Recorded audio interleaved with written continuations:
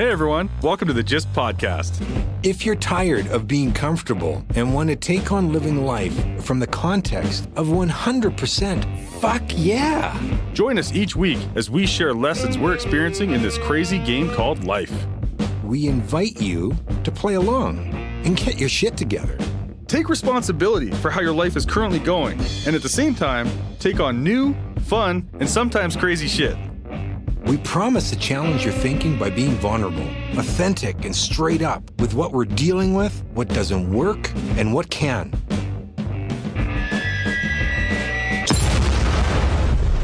Be warned, this is not your grandma's podcast. So this is episode 67 of the Just Life podcast. We are joined by Matt and Carla from the travel channel and blog Must Do Canada. In today's episode, we talk about ideas that change the direction of your lives, success versus happiness, the what ifs versus leaving your comfort zones, and starting small if you're scared, not forgetting to be yourself in the process. So we're joined this morning by Matt and Carla from Must Do Media. Yeah, that's what it's called? Yeah, Must Do Media. Yeah. So Matt and Carla have a really interesting job. Their job is to travel all over Canada, film stuff, and make videos about it. That's right. That's pretty much what you have to do. And you just created this. From our passion of traveling. Yeah. Yeah, it kind of started in 2017. I mean, we had the blog beforehand, but it was more just writing. Just a passion thing, kind of right? like a hobby, yeah. Yeah. And then 2016, we were looking for work a lot throughout the year, and it was kind of that time in Calgary when everything was down. And then I was just like, well, it's Canada's 150th. We should do something cool with the blog. We had no idea yet it'd be video. But I was like, what if we do a 150-day road trip across Canada? It has that like marketing appeal to it. And it kind of like steamrolled from there. And then we actually, for that trip, we actually hired a videographer to come with us for the whole 150 days because we had no... Did you actually find the sponsor before you did the 150 days or did that happen afterwards? No, before. So what we did was we had just met him at another interesting job we had done the year before. And we knew he did video, so we approached him with the idea first. And we all agreed to make like a trailer video or like a pitch video of the project, and then we use that to send to companies.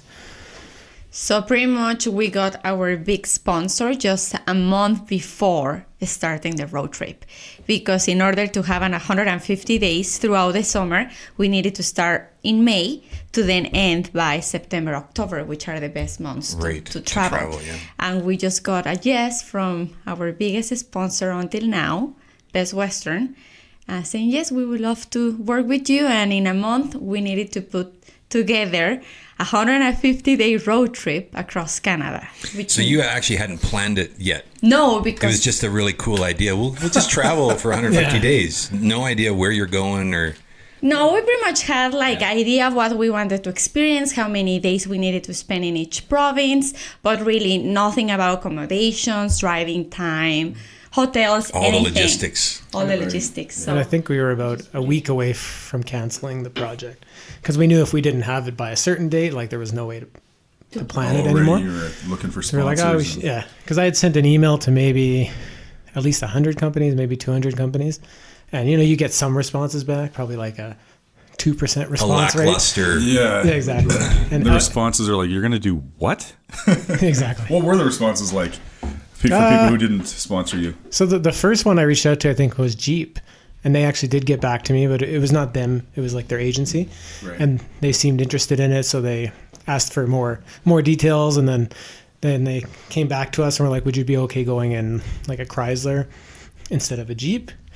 I don't really care what you give me. Yeah. So we thought that was good because we had so many talks, but then in the end they did something else. Mm-hmm. So we're like, okay, we got to start emailing more companies. And I think Best Western was one of the last companies we thought of, and they got back to us. You'd think a vehicle company would jump all over that. I know, it would have been perfect. Be like, yes, please. And then you could have a sweet ride to go. But All good. So it worked out though. So did you guys actually end up staying at a bunch of Best Westerns? Yes.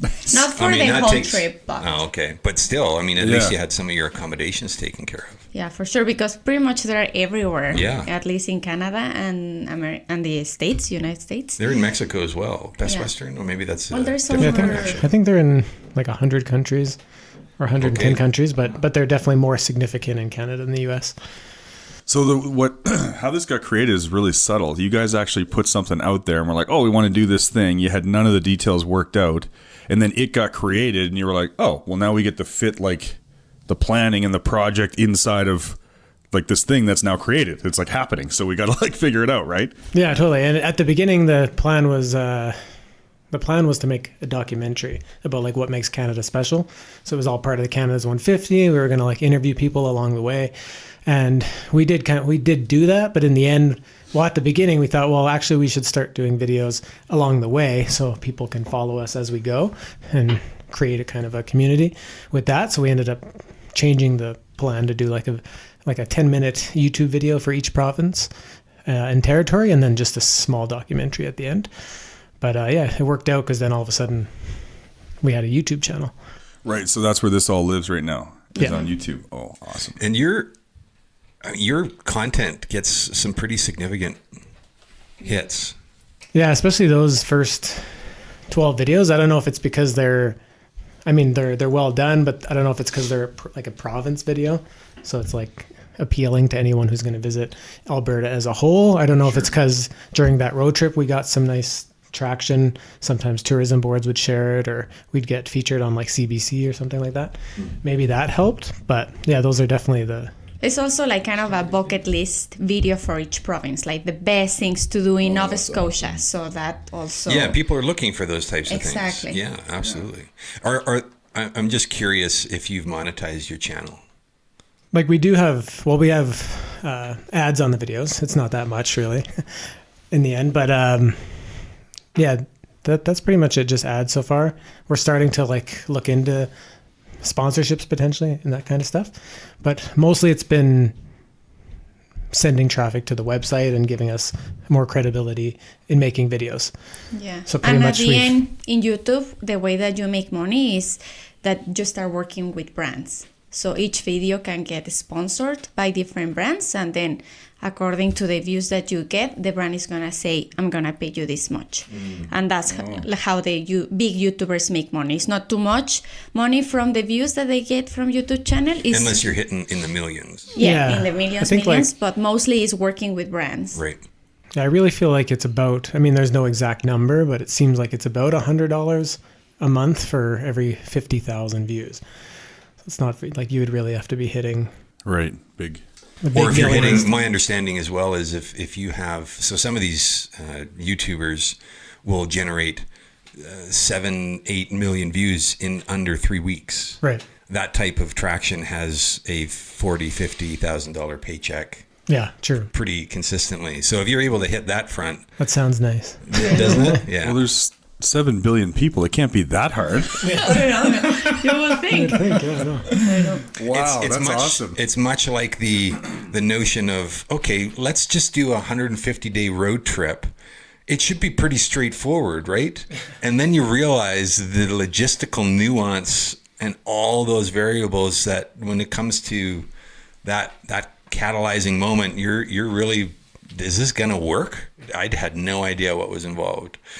It's Yes. much like all of those things. We have a really great way of visualizing beautiful, scenic, perfect outcome. Yeah, it's going to be so smooth and easy. So speaking of which, was there like day 25, day 70 where you guys were like, fuck this? Like, I don't know if it ever got like that, but there was definitely, there was a lot of days where we would have liked to relax for a day. Right. Because we kind of had built in the schedule. Like the hard part about it, I mean, 150-day road trip, even for enjoyment purposes is probably hard enough. It's pretty, Yeah, right. pretty But when long. you're doing like video, now you need to call in advance or get signatures and make sure you're allowed to film there and all these Again, the permits. logistical thing. Eh? Yeah. What do you mean I can't film here? What the fuck? What do we do now? And with us, we had like a drone as well, and that brings a whole different That's a level whole other element. Yeah. of stuff into it. But Are you so- licensed to now fly a drone then? Yeah. Yeah. Yeah. So that makes it a bit easier now. And it changed just like a week ago. So it's like a new thing now where you need a simple license or a advanced license. Before that, you just needed permission from Transport Canada, which I got, I think, based on our project. I think they really liked it. But yeah, other than that, it was more like we had built in 1 day a week to relax. It was like in the schedule, but it never happened. It never happened. We never got a day off. doing No, stuff because every also day. when you get to a place, someone says, a local, oh, you should definitely go here. Or, or maybe an activity got canceled because of weather and then you went the next day and stuff like that. Right. Yeah. There's the unknown, unpredictable elements that you can't account for. I mean, you can account for, but we typically don't make enough time to account for those things. So maybe next time it's like 3 or 4 days of downtime in order to. True. Yeah. Well, we're Right, that's what I awful would at do. that. Every time that we have a project, we never put downtime. Yeah. We're go, go, go, go. Yeah. Yeah. And then I when we can't get- relate to that at all.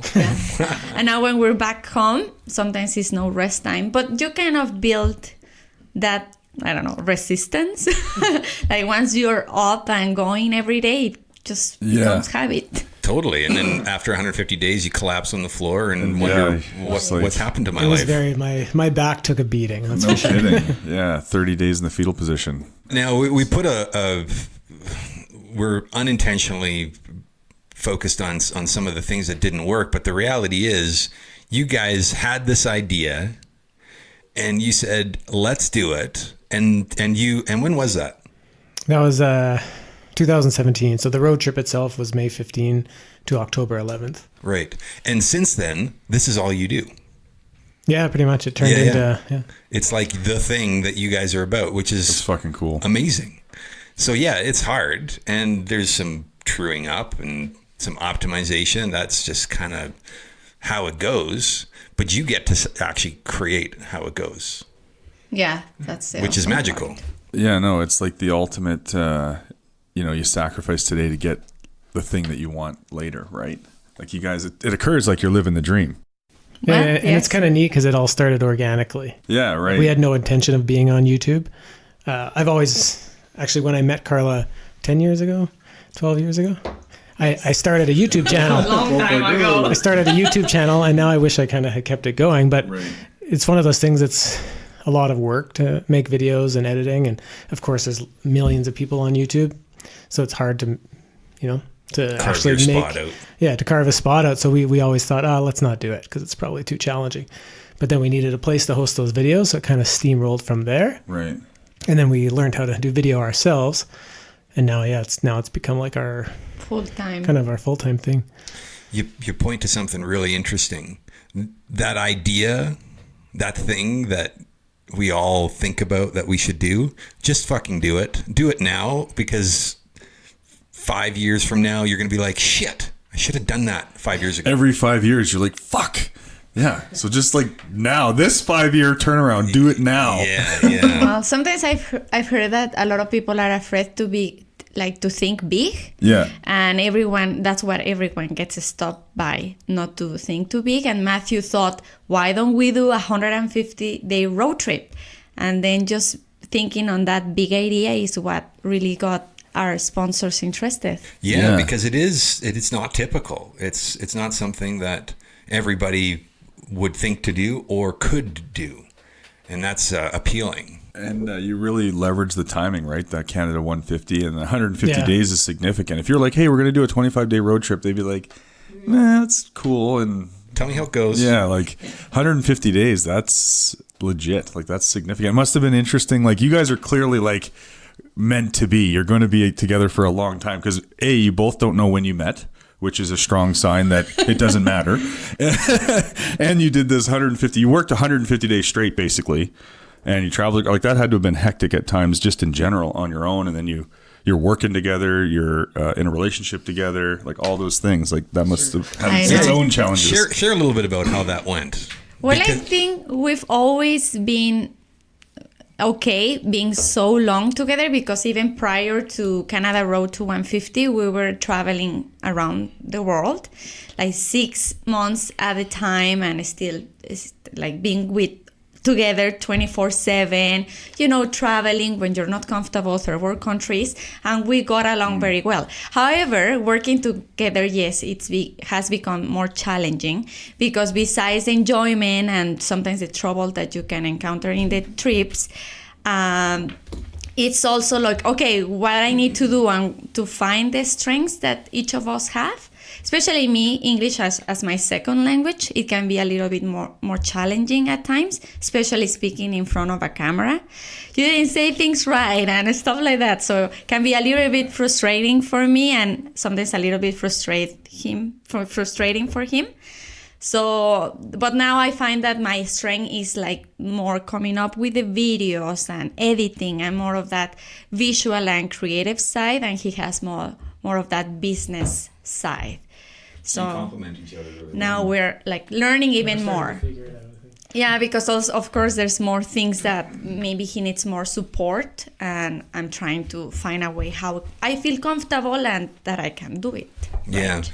Well, we do that, right? We try and take on the things that we think we should do because they need to be done, and we forget to observe and note what it is that we're good at doing and like to do, and then focus on that. So you get to explore and then pick the thing that really works for you and get rid of the rest. And that allows everybody just to play in their sweet spot, and then the ride is that much more enjoyable. Exactly. Not as frustrating. Yeah. And stuff like that. Yeah, that's amazing. So that was, what are you guys doing now in that, because you guys are doing this ongoing. What's the next thing that you've been working on or planning? I find this year is kind of the first time it's become almost full time for us. So this is your first year where this is your sole focus. Yeah. Well, 2017 was a full time. Yeah, well, for the project. Then in 2018 we were kind of all over the place again, and then this year, we just did a month road trip in the U.S. for Best Western. So they have their own channel. So all the videos we've made for them are actually for them. They don't live on our channels at all. Okay. And so we made a bunch of videos for them in like Idaho, Montana, and Wyoming. So your ongoing relationship is with Best Western. Yeah. You're just creating content for them wherever they are as part of their strategy for, hey, come stay here because there's a lot of cool shit to do. Yeah, pretty much. And then sometimes like when we come back, or actually we just did a video for Aspen Crossing, for example. It's like a train ride company near Okotoks. Okay. So it's kind of a tourism video to show off what they offer. So it's not only Best Western, but they're one of our bigger clients, I guess. So I want you guys to share a little bit about some of your other travels, the ones that aren't necessarily connected to a corporate sponsor, more of your personal journeys. I remember very vividly some of the stories that you shared, and I just like had my jaw on the ground, and I'm really impressed and inspired by what you guys are constantly experiencing in your life because of your passion for travel. It's not just me going to Mexico for a month to hang out by the ocean. Like that's typical gringo, like no real flair for the exploration. You guys have the flair for exploration and like finding yourself in crazy places. Share some of those stories. Yeah, so probably it's always hard to pick, let's say, a favorite country, but our first big trip was in 2012. 2012. Yeah, so we went to Southeast Asia for a year. I did my last semester of university in Malaysia. So that was 4 months, and then we stayed for another 6 and did lots of backpacking. I think that was like the skinniest we've ever been after those 10 months, just because of the on the go every day, and like hiking heat. and yeah, heat like and walking. Our days were starting at 8 in the morning, and we went back to the hotel or the guest house at 10 p.m. Like literally we were sometimes walking around cities for 12 hours or hiking. And also it was very awesome because Matthew was out of Canada before, in Mexico to come and visit me, or Australia and New Zealand. That was his very, very first big trip. And for me, I've been in Canada before, and that's it. So for us, Asia was totally somewhere different, where the culture is totally You've different. never experienced it before. We didn't even know what to expect. Right. Like, now Asia is very popular, and what what Asia is about. But back in the day, it wasn't that popular yet. So it was an awesome experience. And then we were really fearless. Like, we didn't think too much about doing stuff. You just did it. We just did it. Like, we went on a bike. We jumped on a jeepney and drove on the roof besides a cliff on the mountain. Like, we just didn't think about what it could happen. We just lived the moment. Sharks, that kind of stuff. Yeah. It's not a thing. The moral of the That's story probably is just don't think. Exactly. Don't think. Well, it's funny too, because we know a lot of people who either don't like travel or who are just afraid to travel. And we've been to, like, we took a bus through South America from Colombia down to Bolivia, and in Asia on buses, and we were in Africa and Ethiopia, Uganda and Tanzania, and we've never had any issues. I don't think we've ever even felt unsafe. No, we don't travel fancy. Like, it's not that we have a taxi to take us to point A or B. Like, we always try to find the cheapest ways to save money, of course.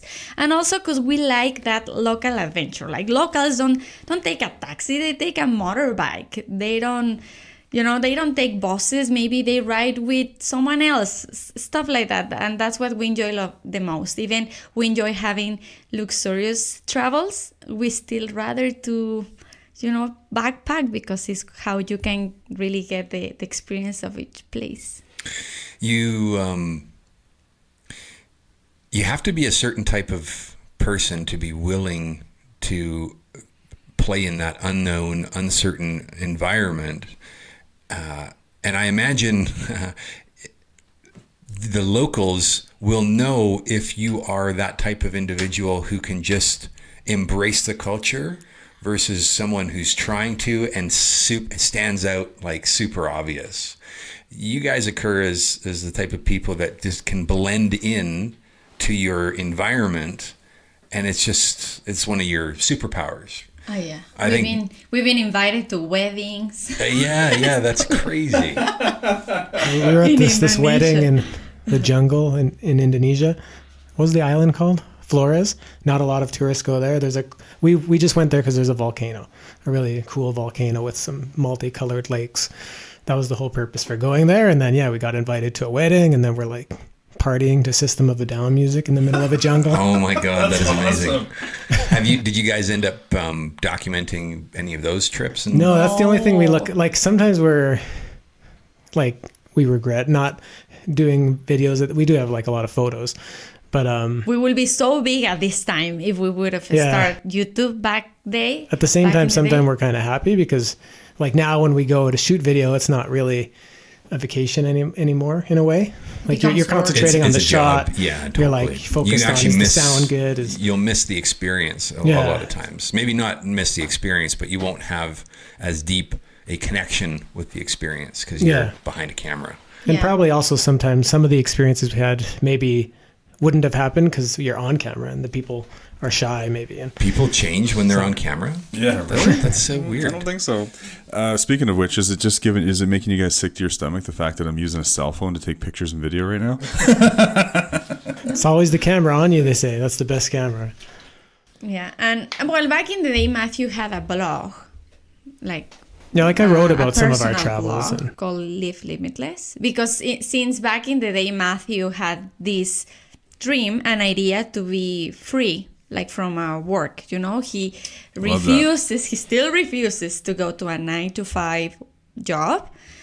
He wants to have the freedom to take his own projects, be an entrepreneur, and have the freedom to move and do whatever he wants. And you get to say that's how it goes. Yeah, it's finally maybe happening. Well, no, and you know what? And people will give you crap about that, or they'll shoot that down, or they're like, oh, whatever, I could never do that, yada, yada. And really what it is for a lot of people is it's just they're pissed off. They're jealous. They're like, fuck, I wish I had to insert expletive to do that, right? Balls. I'm referring to balls, but that's the most ridiculous saying ever. But yeah, Beach like balls. just for you to do that, right? And ironically, one of the great, I think it's ironic, but is I find you work a lot more actually than you would in a 9 to 5. Right. Yeah, that's the thing, right? Because It's you like, never really have time off almost. It's like There's something's always on your mind. to do. Yeah, absolutely. But it's actually things that you want to do. Again, to the earlier point, if you're very present to what it is that you shouldn't be doing. Because we can get pretty consumed by the things that might need to be done, but we shouldn't be doing. Mm-hmm. I definitely and need having a somebody bookkeeper. else yeah, exactly. Those types of things. Have you guys ever considered having someone else film you guys as you're filming your experiences? oh, that'd be cool. Kind of like a behind the scenes. Yeah, for sure. It would be cool. Like, I mean, it was awesome when we did the Road to 150 because we had the camera guy and kind of our director in a way. And it was neat because then we're both on the camera all the time. And it's more like a kind of like a travel show that you would watch. Like, Yeah, the dynamic of the couple now gets yeah, showcased. And plus it allowed us to more focus on everything else and not be dealing with like the settings on the camera and making sure the sound's right. So it was awesome for that. And it can be But we would need- overwhelming because now with social media, it's not only taking videos. Did you take a picture for Instagram? Did you take this for Did we do a the story? story? Did you take the so sometimes like, oh, I Pinterest, forgot to get a Twitter, picture. Facebook. Yeah, so sometimes You're yeah, just we giving can me get- anxiety. Yeah, I know, right? It gets overwhelming though. I just don't do it. Yeah, no kidding. But we also like are learning to really enjoy it a little bit more. Like sometimes at some points we were getting frustrated because we wanted to still experience, but they say, look, this is the job that we've always dreamed of. Like if we maybe cannot experience as much because this has become our full-time work, I'm willing to take it. So now we're trying to also get a little different attitude towards, okay, I need to do it, but that's the work I want to keep doing. So Well, and you get to actually look at it. This is a really cool thing. So you get to look at what the reality of it is now. This is how it's working. This is what we need to do. These are the responsibilities that that are required. And then you get to look at it and say, okay, so how do we improve it so that we get to do more of X, the thing that we really want to do individually or as a couple, and then what's needed to put that into place, and then you create that. exactly. And none of this, and I think this is probably the biggest thing that a lot of entrepreneurs or business owners get caught up in, is this premise that this is how I created it, so this is how it's got to go. Well, you created it, so you can actually recreate it in a different way, because now you understand things that you didn't understand before. They weren't part of the equation. Now they're part of the equation. Be like, yeah, no, I'm going to create it this way. And it's kind of funny how it seems like a double-edged sword sometimes. Like nowadays there's so much opportunity like for different things you could do, but there's almost too much. There's like an overcrowding of options. And even we just got back from a YouTube Class. called Next Up. So they selected us to go to New York with some other channels to do some training and stuff like that. And same thing, we spoke with other creators and influencers just to get their ideas on our channel, and everyone had a different Way to do it. response. And like some would say you should change the name just so you can expand out of Canada. Some would say you should start another channel, Right. which is like twice the amount of work now. Another one said you should just keep the name and you can just kind of like tweak the stories maybe. But it was kind of interesting because even it had us confused and thinking like maybe we should change it. But we actually had the discussion before as well, before we ever went there. And part of the reason why we thought Canada is we're here the longest. It's probably easier to become known for Right. one place than it is the world nowadays, because Sure. there's just so much out there. And also sometimes we were like, well, maybe when we travel, we can just enjoy it and not Well, yeah, there's that turn too. everything into a video. Represents the name of the YouTube channel? Oh, for Yeah, what is the name that you're Of referring- ours? Yeah, Must Do Canada. Must Do Canada. So you guys could, this is my brain now, Must Do Canada goes to Mexico. Must Do Canada go, right? Then you just you could just do like a featured. If you want to do it that way, just keep the name the same, and then it's easy. Yeah. And yes, you could just go and enjoy a place too. And I think at the end, everything came to that you really need to find what you feel happy to do and what you feel comfortable of doing. Because even people said, oh, you will be awesome. There was one influencer that said, oh, you have such a nice dynamic because you are from two different cultures. You speak Spanish, he speaks English. You're from two different places. So now the family YouTube channels are super hot. Like you will get so much work, but at the end, one person says you really need to think what makes you happy, because even though you can be super successful, if you're not very happy with what you're doing, you're just gonna give up and you're not gonna like it. So yeah, especially when it comes to video, right? Because we've learned from traveling, like to do a family vlogging. Like it does sound cool. There's parts of it that we would love to do, but now your family life becomes recorded, Right. and on video, and your kids, and you don't want to miss anything. And I'm always joke like, he's about to take his first step. Wait, we got to get the camera set up. Like, and I don't know if I would want that. I don't know. Wait, do you guys have kids? No, not yet. But Not that's yet. kind of like in the what we're thinking. plan. Well, Yeah. you could just like rent a baby, and then you just would be more appealing to I family really groups, hope that's right? not a thing. Is that a thing? I don't know, maybe. Well, I'm sure you could. I mean, I'm sure that you will be willing to rent your kids for a day. look at commercials. Oh, wouldn't that be How far something? I would Eh? Look at commercials. still that's attached to them. that's basically what you're doing. You know, Yeah. like the little Germer baby is eating. In Japan, you can rent Dogs. dogs for the day. I could see Pretend that. you're Yeah, the pet. Yeah. It's like Makes sense. babysitting, kind of. Like I pay you so I can take your kids out. You know instead what? of you. I'm listening. Actually. Yeah, I'm listening. You got my attention. Yeah. That's So hilarious. you pointed to some cool things for everybody listening. There is this unspoken. We're always being pulled to try and try something on, to explore something. What would you say to those that are maybe on the fence and are curious but cautious, maybe overly cautious? What would you say to them? I think that the biggest regret that you can have in life is always asking what if. And that's something that it actually even made me move to Canada. You know, when Matthew and I, we were in long distance relationship, I had such a big fear to move to Canada, not only because it's a new country, it's a different language, but also because... Did you speak English? Yes, I met him at university, but it still is the fear of the unknown, right? That you don't know what's going to happen. I don't know if I'm going to like him living 24/7. I don't know if I'm It's going one thing like to be Canada. on Skype. It's a whole other Yeah. thing to share a bed. Be like, will you just... Yeah. You smell. And especially... And you had a career already. Especially because you give up your comfort zone. Like stepping out of your comfort zone is so scary. So then Matthew said, well, what's the biggest thing that you can lose? And that really triggered me. I said, yes, that's true. Like, I'm not stupid. I'm not, if it doesn't work out, I'm sure that I can come back to Mexico and look for a job. I'll be with my family. Like, I don't think it's going to take too much to, you know, have my life back. So yes, I did. And that's kind of the philosophy that now I get. Like, I'd rather to try and I say I tried and I didn't like it or it didn't work than saying what if, because I guess that's the biggest thing. And that's how we try to now live our lives, that we know that we gave it to the fullest and not being, you know, old, sitting on a chair and said, oh, what if we would have traveled or we would have done this or that. Like, now we know that we're living the life that we want. And you've got And I amazing think like stories. a lot of things too nowadays are not that hard to try. Like, I mean, if like you wouldn't You want mean to, we make it harder than it actually is? Shit. it's like if you wanted to open up a brewery, that would be like something you wouldn't want to just try. You'd probably want to put a and serious. to that point, there are breweries everywhere. True. So you could do that too if you wanted. Yeah. We have a friend who runs a vodka distillery. He has no idea about any of that stuff, but he did it, and his product's awesome. You just got to be willing to jump in.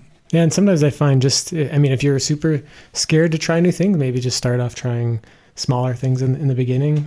For me, some of the biggest things early on that made me more confident to try things was usually outdoor stuff like whitewater rafting or things like that. Or sometimes I took like a public speaking course because that terrified me, just to speak in front of 30 people. But slowly you get like a little better at it. 35, eh?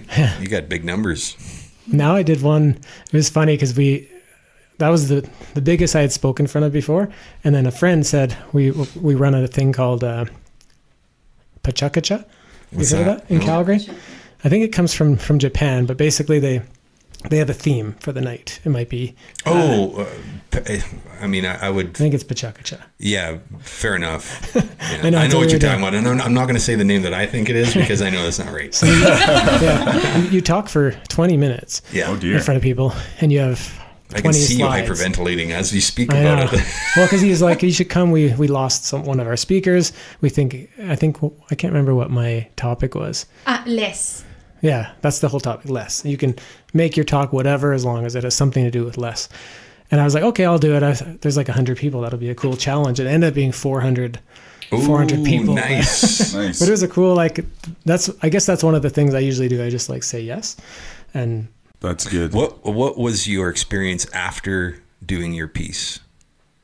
I mean, right after was like, It sucked. no, But you feel you sometimes criticize more yourself than What? anyone We else. don't do that, do we? I felt more like elated though that I had done thought it. was Yeah, awesome. that's good. It's like a huge, Just the fact that you did it. yeah. And then you feel more like, okay, I would probably do this Less again. and scary the kind of- next time. Did you say your talk was on less? Is Yeah. that what I heard? So like as in less is more, have less stuff? Like what Whatever, say more about however that. you Yeah, can all link they give the you is word one less. word. Yeah, so I Whatever the think I did it context on. I did a few. I did like, Travel hacking. yeah, I did. There was one part on travel hacking, so like spending less to travel more by using points and stuff. But there was also something else I can't remember. I also did it. Mine She was did one on- maple. So it's when I talk about our road trip coming up. And that's the thing that sometimes even I know that I will feel so uncomfortable and maybe I'm not going to be so good at it. I know that with the time, with practice, everything gets better. Everyone gets better with practice. And one of the things also that we learn about YouTube is that you always need to be true to yourself. And the success about YouTube is that people are just being themselves. It's not like a celebrity that they're just acting in front of the camera, living this life. Yeah. That's what YouTube has been successful for. And that's how I feel. Even some people can criticize me because my accent, some people can. I said, I'm not going to make everyone happy. Yeah. I'm just going to be myself. And I have a bunch of other people that identify with me. And they care about what I said. And they care about my story because they are like me. So I think that sometimes we need to stop thinking of what people are going to think about you, because at the end, it doesn't matter. It's what you think about yourself Yeah, and 100%. what you want to become. We're gonna carve that little soundbite out. That is and amazing. We'll produce that, and then you can keep it, and you can remember that for when you do have kids, because that's exactly what I tell my kids all the time. Look, you're the one who gets to say if you're cool or not. It's not other people who say you're cool.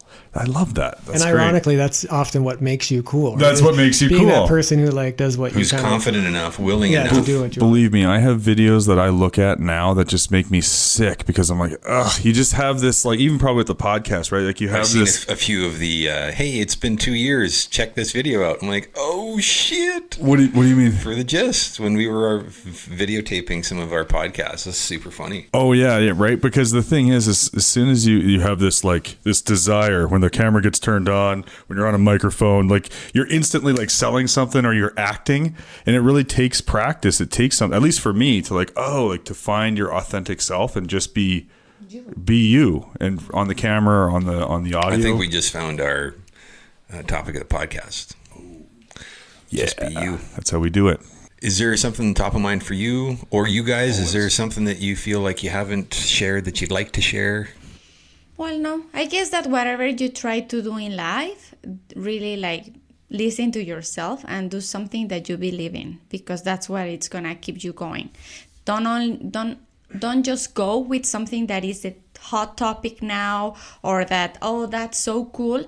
Do something that you believe in, because at the end, people are gonna realize that it's not you, and that is not really your passion, and you're just gonna give up. Yeah. That's why we said that this came out very organically from our passion for traveling, our passion for creating, our passion to do projects. So Wouldn't that make it a hell of a lot easier if you actually just were true to yourself and did what was good for you rather You'd than sure trying feel to a lot fit? better. It makes it a hell of a lot easier, right? Yeah. And then another big thing too, I find is leverage, like leveraging. It started with me more back with trying new things and building more confidence that way. And you kind of like leverage it into bigger things. But now I find even though the video project came out organically, then we were like, well, people like our videos. So now let's start making videos ourselves. And then we were like, well, we have this relationship with companies across Canada. Let's do a saver cart. So that's a whole new project for us, but it's like a product that saves people money on activities all across Canada. So we're trying to like leverage what we do all the time instead of starting something completely separate. Right. More like trying to think how to have it be turn integrated what we have and just add something. Yeah, that's another really great thing. We have idea syndrome. What is it how do I want to call it? It's like too many idea syndrome. We get caught up in the notion of really great ideas and now stuck in a spot of creating with no momentum something from scratch all the time. Pressing reset. We should do this thing. Got to start from scratch. And the amount of energy to build something up to get to a certain momentum really takes something. Most of the time, it doesn't go very far because we were tapped out because we got a bunch of other things that we're trying to get going. So to your point, to have now a base of something that you are hyper focused on and just dedicated to, there are naturally things that just complement and that you can add to it to make it more valuable versus we should do this brand new thing over here. Mm-hmm. And then the core thing that you're working on also suffers. Yeah. It's a thing to be mindful of. I've learned that the hard way a lot. And I still have issues with that. But now I'm trying to, like, if I have an idea, to somehow see if we can integrate it into what we already do. Because I know, like, we're already strapped for time. So I know it's kind of impossible in the way it is now. But I find if you can tweak it to fit what you're doing, it might work. Mm-hmm. So where can people find you then? Pretty much, well, our biggest channels are Must Do Canada. So that's pretty much everything, whether it's Instagram or YouTube or Facebook, it's all Canada. Must Do Canada. And we have a website. So also it's not only the YouTube videos, but also in our website, you can find articles and information about traveling in Canada. Nice. Yeah, so that's also mustdocanada.com. And then the business site is Must Do Media. Right. Well, we'll make sure we put that all those links up on the podcast. So that was episode 67 of the Just Life podcast. We really hope you enjoyed this episode.